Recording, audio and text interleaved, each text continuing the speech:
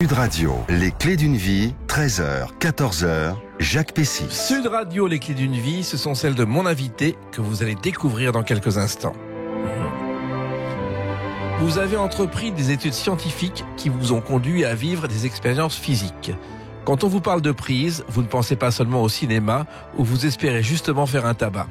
L'aventure que vous venez de vivre depuis 5 ans illustre parfaitement le proverbe « Impossible n'est pas français ». Bonjour Anne Le Naine. Bonjour Jacques, merci de me recevoir. C'est une joie parce que ce film qui sort mercredi, c'est une véritable aventure, un marathon, et comme vous êtes une sportive, on en parlera, des gens bien. On va en parler tout à l'heure, mais avant d'arriver à cette aventure incroyable, on va évoquer votre parcours parce que vous avez un parcours assez particulier. Et bien sûr, avec des dates comme tous les jours dans les clés d'une vie sur Sud Radio. La première date que j'ai trouvée, c'est le 19 novembre 2008, c'est la sortie d'un film de Jean-Michel Ribes.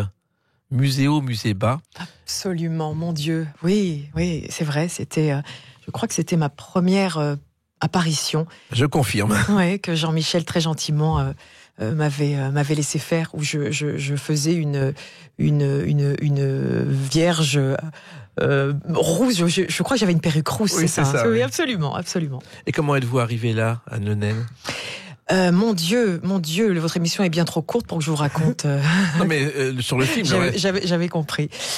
Écoutez, alors là, j'avais croisé plusieurs fois Jean-Michel et très gentiment, il m'a proposé de faire cette petite panouille sur son film. C'était vraiment le hasard d'une rencontre. Vous connaissiez la pièce qui a vu un certain succès, Musée haut, musée bas, qui avait précédé le film ? Absolument. Je ne l'avais pas vue, mais je la connaissais évidemment de réputation. Et c'était aussi un film incroyable dans le genre aventure différente des majors, parce qu'il y avait 120 petits rôles, 120 premiers rôles, Oui. Et à part 4 personnes qu'il cite, qui sont Sabine Azéma, Fanny Ardant, Nathalie Baye et Valérie Bonneton, toutes les autres ont accepté. C'est vrai. Ouais, c'est vrai. D'ailleurs, vous n'êtes pas sur la fiche internet du film, j'ai vérifié. Mon Dieu, c'est bien normal. Et puis, c'est bien normal. Et puis on va revenir à votre naissance et à travers une chanson. Avec la vie village, on se quitte jamais, attendu qu'on est tous deux natifs d'Arras, chef vieux du Pas-de-Calais. Vous connaissez cette chanson, Anne Le Naine, car vous êtes né à Arras. Eh oui. C'est une chanson traditionnelle. Hein. C'est vrai. Vous savez que d'ailleurs, il y a quelqu'un d'autre qui a fréquenté Arras très longuement, c'est Peter Jackson, le metteur en scène de Seigneur des Anneaux. Il a cherché sous terre, dans une carrière, des éléments qui auraient des rapports avec son film. Et il paraît que c'est à Arras qu'il y a beaucoup d'éléments dans les sous-sols. Ça alors, vous me l'apprenez. C'est fou, hein ? Alors, vous êtes né à Arras, mais vous avez grandi à Libreville au Gabon. Oui. Quel rapport ? Quel rapport, mon Dieu. C'est parce que le meilleur ami de mon père était gabonais, et toujours gabonais d'ailleurs. Et ils avaient fait leurs études ensemble à Lille, et il n'arrêtait pas de dire à mon père, il faut que tu viennes voir mon pays, tu vas voir, c'est magnifique. Et lorsque mon frère avait 3 ans, mon père a dit à ma mère, écoute, il faut absolument qu'on aille au Gabon, sinon il va finir par se vexer. Donc ils sont allés faire un tour au Gabon, ils sont tombés amoureux du Gabon, et ils n'en sont plus repartis. Donc vous avez grandi à Libreville. Donc j'ai grandi, oui absolument, de 0 à 18 ans à Libreville au Gabon. Et votre père était conseiller auprès du ministre des Finances, je crois, Oui, Anne Le Naine. oui. C'est-à-dire ? Oui. C'est-à-dire, mon Dieu, il était détaché pour la France auprès du ministère des Finances là-bas. Donc, il s'occupait de je ne sais pas, je sais pas exactement. Vous n'avez jamais su. Oui, non, pas savoir. Voilà, je préfère ne pas savoir. Voilà, mais enfin, il s'est bien débrouillé. Ça veut dire une vie tranquille, une vie pas commune. Grandir au Gabon à Libreville, quand on vient du Pas-de-Calais, d'abord, c'est pas le même climat et c'est pas la même vie, Anne Le Naine. C'était une vie merveilleuse. L'Afrique est un continent extrêmement puissant. Qui dégage une énergie incroyable. Et les gens sont adorables, vraiment. Et moi, j'ai grandi... c'est 18 ans de bonheur de prix, vraiment. Il y avait une douceur de vivre, une gentillesse partagée. C'était... Voilà, ce sont les belles années. Et à une époque, il y a eu un petit scandale, et vous étiez peut-être là-bas, quand Omar Bongo, le président, a voulu devenir l'empereur ou le roi. Bien sûr. Bien sûr. Et ça n'a pas marché. Non, ça n'a pas marché. Mais ça a fait scandale dans le pays, je crois. Oui, je pense que j'étais un peu jeune pour en avoir beaucoup de souvenirs. Mais oui, évidemment, ça n'a pas marché, non. Le cinéma, vous avez failli en faire à 14 ans, je crois. C'est vrai. Avec Costa Gavras. C'est incroyable, cette histoire. Racontez-moi. C'est incroyable parce que je grandis en Afrique, vraiment dans la nature. je fais du sport, je suis déconnectée de toutes ces choses-là. Mais quand même, dans mon jardin secret, j'avais cette envie profonde de faire du cinéma. Parce que j'étais tellement multiple que c'était pour moi la manière d'incarner plein de vies différentes. Voilà, mais de temps en temps, y aller, se balader, revenir. Mais je ne voulais pas le dire parce que je trouvais ça extrêmement prétentieux de dire je vais être comédienne. Je trouvais ça prétentieux, donc je ne le disais à personne. Et je suis de passage en France avec ma mère. On est à l'aéroport de Carnac. Nous attendons mon cousin. Je suis assise. Et en face de nous, sur un banc, il y a 2 messieurs qui sont là et qui ne cessent de nous regarder, ma mère et moi. Et ça commence à m'agacer parce que j'avais déjà à l'époque un petit peu de caractère. Et donc, je dis à ma mère, qu'est-ce qu'ils ont à nous regarder, etc. Ces deux-là. Et puis, ma mère me dit, c'est pas grave, laisse faire. Et à un moment, ces 2 messieurs se lèvent, s'approchent de nous et se présentent. Et c'était Costa Gavras. Et il dit à ma mère, voilà, je suis Costa Gavras. Ça fait 8 mois qu'on est sur le casting d'un film qui s'appelait Conseil de famille avec Fanny Ardant et Johnny Hallyday. Et il nous dit, voilà, votre fille est l'actrice qu'on recherche depuis 8 mois. Tout de suite, quoi. On la prend tout de suite. Et moi, je vois mon rêve devenir réalité. Je suis là, j'ai 14 ans, je me dis c'est pas vrai. Et je savais évidemment qui était Costa Gavras, pas physiquement, mais de nom. Et ma mère lui dit, écoutez, c'est pas possible, on repart dans 15 jours en Afrique, on habite à Libreville, etc. Et elle dit, écoutez, je vais en parler avec mon mari. Donc il lui donne son numéro, ils échangent leurs coordonnées, on rentre à la maison. Moi, je ne dis rien parce que j'étais une adolescente très... Comment dire ? J'ai fait ma crise d'adolescence carabinée bien plus tard, mais là vraiment j'étais très aimante, je voulais pas faire de vagues à la maison, donc j'étais plutôt une jeune fille gentille. Et mon père, évidemment, mon père dit, ma fille du cinéma, jamais, hors de question. Donc il dit, et puis ma mère, donc ils appellent Costa Gavras en disant, mais de toute façon, et l'école, Costa Gavras leur dit, mais c'est pas un problème, il peut y avoir un professeur sur le plateau, etc. Et bref, ça ne se fait pas, ils refusent. Et je ne fais pas ce film. Mais finalement, je leur ai dit bien plus tard à mes parents. J'ai pas voulu leur faire de peine en leur disant que c'était mon rêve, mais je leur ai dit bien plus tard à quel point j'y pensais. Et évidemment, ils en étaient malheureux, mais je leur ai dit pour les remercier de ne pas m'avoir laissé faire ça si tôt, parce que je suis assez excessive et entière et compte tenu de ce que la vie a mis sur ma route et de ce que j'ai eu à traverser, si j'avais été dans la lumière très tôt, je pense que j'aurais pu mal tourner. Et vous avez revu Costa Gavras ? Malheureusement pas. On s'est croisés parfois à 1 heure près. J'arrivais à un endroit, on me disait il y avait Costa Gavras, il vient de partir. J'adorerais le rencontrer pour lui rappeler ce souvenir, évidemment. Au Gabon, il n'y avait pas beaucoup de films. Le premier long métrage gabonais, je me suis un peu renseigné, il s'appelle Les Tam Tam se sont tus. C'est du père du cinéma gabonais qui s'appelle Philippe Maury. Je ne sais pas si vous le saviez, si vous avez vu ce film. Je n'ai pas vu ce film, mais de nom, j'en avais entendu parler. Oui. Alors curieusement, vous revenez, pas de cinéma, mais études scientifiques assez élevées, Anne Le Naine. Bac scientifique, maths sup, au lycée Fénelon, qui est un grand lycée. Bien sûr, oui. C'est étonnant. Pourquoi étonnant ? Parce que vous vouliez faire du cinéma et vous vous retrouvez en maths sup. Parce que je voulais faire du cinéma, mais j'avais pas du tout confiance en moi, pas du tout confiance. Donc et puis j'avais des parents je me débrouillais plutôt bien à l'école, et puis j'avais des parents qui évidemment voulaient que j'ai cette sécurité-là. Et puis j'avais moi, en plus à ce moment-là, quand je décide de faire maths sup, je voulais être pilote de ligne. Ah. Donc c'était l'itinéraire obligé. Et puis je me suis très vite rendu compte que même en maths sup, je n'attendais qu'une chose, c'était le cours de philo et le cours de français, et que faire des maths et de la physique toute la journée. Enfin, je n'aimais pas que ça, en tout cas. J'avais d'autres envies et puis voilà. Puis après, ce sont les rencontres qui ont fait fabriquer mon destin. Mais vraiment, les rencontres ont été primordiales pour moi. Vous avez quand même fait une licence en sciences économiques après maths sup, pour la forme. Mais entre les deux, j'ai travaillé comme mannequin, en fait. Oui, ça on va en reparler tout à l'heure. Et j'ai repris mes études, j'ai lâché mes études pendant ce temps-là, et après, avec un immense bonheur, je suis revenue sur les bancs de la fac. En sciences économie, absolument. Vous n'avez pas été pilote de ligne, mais vous avez quand même pris votre envol. On va en parler dans quelques instants à travers une autre date, le 24 novembre 2008. À tout de suite sur Sud Radio avec Anne Le Naine. Sud Radio, les clés d'une vie, 13h, 14h, Jacques Pessis. Sud Radio, les clés d'une vie, celle de mon invité Anne Le Naine. Il y a ce film des gens bien dont on parlera longuement tout à l'heure qui sort mercredi. Mais une date importante pour vous, c'est le 24 novembre 2008, la sortie d'un DVD.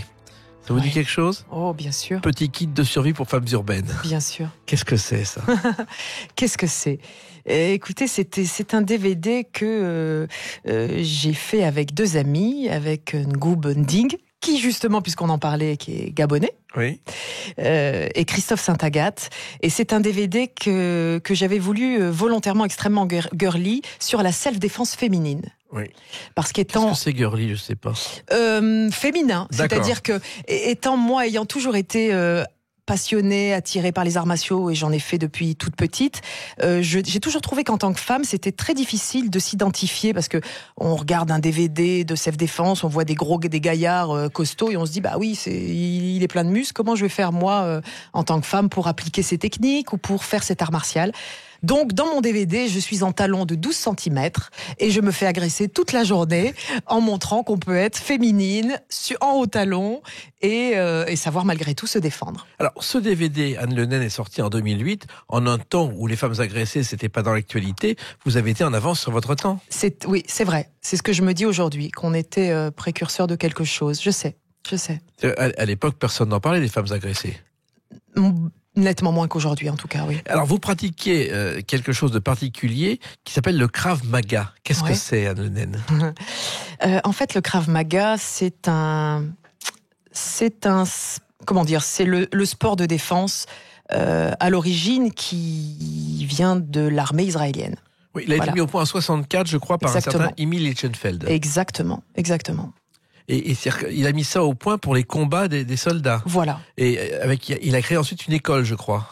Une école, et puis maintenant, après ça, c'est rentré dans le domaine public dans les années 70. Et moi, j'en ai entendu parler justement par mon ami Christophe Saint-Agathe. On était tous les deux passionnés de diverses formes de combat, et on échangeait nos techniques et tout ça. Et puis un jour, lui est parti se former, et il est rentré en me disant, mais il faut absolument que tu découvres ça. C'est tellement simple, tellement efficace. Et c'est vrai que c'est ce qui m'a attirée. C'est que on passe en 10 minutes, on passe 10 minutes ensemble. En 10 minutes, je peux vous apprendre 1 ou 2 techniques extrêmement simples à faire qui pourrait peut-être vous sauver la vie si un jour vous êtes agressé. Ce qui n'est pas le cas quand on fait... Moi, j'ai fait de l'aïkido, j'ai fait de la boxe française, j'ai fait du judo, etc. Mais pour pouvoir, dans la rue, utiliser quelque chose de manière réflexe et efficacement, il faut des années de pratique d'un art martial traditionnel pour pouvoir s'en servir. Tandis que le Krav Maga, que votre agresseur fasse 90 kilos ou 50 kilos, 2 mètres ou 1,20 m, ça marche pareil puisqu'on s'attaque aux parties fragiles du corps et sensibles. C'est qu'on se sert des réflexes naturels du corps humain. Oui, enfin, on se sert surtout des points faibles de l'adversaire. C'est-à-dire, voilà, c'est un peu, je veux pas le dire à l'antenne, c'est un peu agressif quand même, les pauvres. Et comment est venue cette passion des arts martiaux, Anne Le Naine ? Alors là, c'était un peu le drame de ma mère, qui me colle un tutu sur le dos quand j'ai, je crois, 4 ans. Elle me l'a raconté après. Je suis dans la voiture pour aller au cours de danse classique, et il paraît que je pleurais dans la voiture en disant « Je veux un kimono, je veux un kimono !» Et ma mère disait « Mais qu'est-ce que j'ai fait au bon Dieu pour avoir une fille à 4 ans qui veut un kimono ?» J'ai fait de la danse après, un peu plus tard, mais j'ai toujours eu cet esprit-là. Enfin, j'ai toujours aimé les arts martiaux. Et vous avez même passé des diplômes. Ah oui, j'étais instructeur de Krav Maga. Ouais. C'est-à-dire que j'ai été me former dans le monde entier, que j'ai beaucoup souffert. J'ai passé des heures et des heures et des heures, des semaines entières sur des tatamis où il m'arrivait, d'ailleurs tout le temps, d'être la seule femme. Et parfois d'ailleurs à me demander, mon Dieu, mais moi aussi, je disais comme ma mère, je disais, mais pourquoi j'aime ça ? C'est trop dur, c'est affreux, et pourquoi où j'avais envie d'une manucure et d'un bon bain tellement c'était difficile. Mais oui, j'ai passé des qualifications qui me donnaient l'autorisation d'enseigner. Et c'est presque une méthode que des femmes aujourd'hui devraient employer. Moi, sincèrement, j'avais l'ambition, je me suis beaucoup battue, mais ça a été compliqué parce que j'y suis pas arrivée, mais j'aurais tellement voulu, je voudrais que ce soit enseigné au collège, je voudrais que les enfants l'apprennent au collège, il faudrait en effet qu'il y ait des cours gratuits pour les femmes, il y a tellement de choses à faire dans ce domaine, tellement. tellement. Et ça sauverait bien des vies. Mais tellement. Moi, j'ai eu, à mon petit niveau, je crois que j'ai conservé, je crois que j'ai eu 3 personnes qui m'ont envoyé des messages en me disant, voilà, je viens de me faire agresser à tel endroit ou dans le métro, et grâce à vous, j'ai réussi à m'en sortir. Ben voilà, mission accomplie. Les pouvoirs publics s'en occupent pas ? Certainement que si. Non, je ne sais pas, mais en tout cas, il y a encore des choses à faire. Je crois. Alors, vous parliez tout à l'heure du métier de mannequin. Vous l'avez exercé grâce à Ted Lapidus, je crois, Anne-Lenen. Ted. Vous, très émouvant d'être avec vous, cher Jacques. Vous replongez dans des souvenirs. Ted, oui. Ted, c'était un poète. Ça m'émeut beaucoup, vous m'en parliez. Encore les rencontres. C'est incroyable. Ted,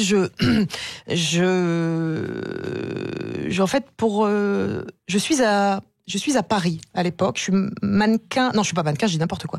Je suis à Paris, je suis à Assas.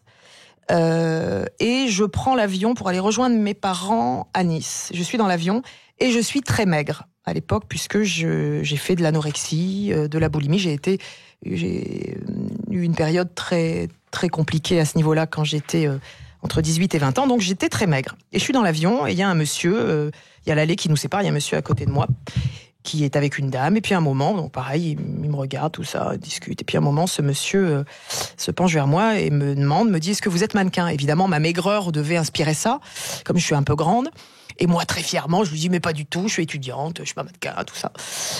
Et il me dit, vous allez le devenir, voilà, je suis Ted Lapidus. Ce à quoi je lui réponds, bien sûr, et moi je suis le pape, puisque un truc comme ça, je sais pas. Et ce qu'il faut dire, c'est ça qui est incroyable dans l'histoire, c'est que l'après-midi avant de prendre l'avion, mon frère, Marc, qui était amoureux de la mode, m'avait emmené à la Cour Carrée du Louvre, et j'avais assisté à mes premiers défilés en tant que spectatrice. Donc je sors de la Cour Carrée du Louvre, je vais à l'aéroport pour prendre cet avion. C'était la première fois que je voyais des défilés de haute couture. Je n'avais aucune envie de faire ce métier parce que j'étais très sportive, très saine. Je pense que j'ai dû commencer à me maquiller à 19 ans. Je m'étais jamais maquillée avant. J'étais très loin de ça. Et je sortais de ces défilés que j'avais vus, que j'avais trouvé féeriques, magnifiques, mais je ne me projetais absolument pas. De l'autre côté, j'avais pas du tout envie de devenir mannequin. Et évidemment, quand Ted me propose ça, qu'est-ce qui se passe dans ma tête ? C'est affreux, mais c'est une planque magnifique pour ma maladie, puisqu'à l'époque je suis anorexique. Oui. Donc je me dis, c'est génial, parce que si je suis mannequin, je vais avoir le devoir d'être maigre, l'obligation d'être maigre. Donc ma famille ne va pas s'inquiéter de ma maigreur, et comme ça je serai bien planquée. Donc je fais ce métier un peu pour planquer ma maladie à l'époque. Et vous avez réussi. Pour votre culture personnelle, Anne-Lenen, un jour, Lapidus veut ouvrir son entreprise, il lui faut 300 000 francs. Qui lui a prêté cet argent ? C'est Charles Aznavour, moyennant des costumes gratuits pour être sur scène. Et Aznavour m'a dit un jour, mes costumes ont coûté beaucoup plus cher que 300 000 francs à Ted Lapidus. Je connaissais cette anecdote, figurez-vous, qui est merveilleuse. On va se retrouver dans quelques instants avec une autre date, le 23 mars 2012. À tout de suite sur Sud Radio avec Anne-Lenen.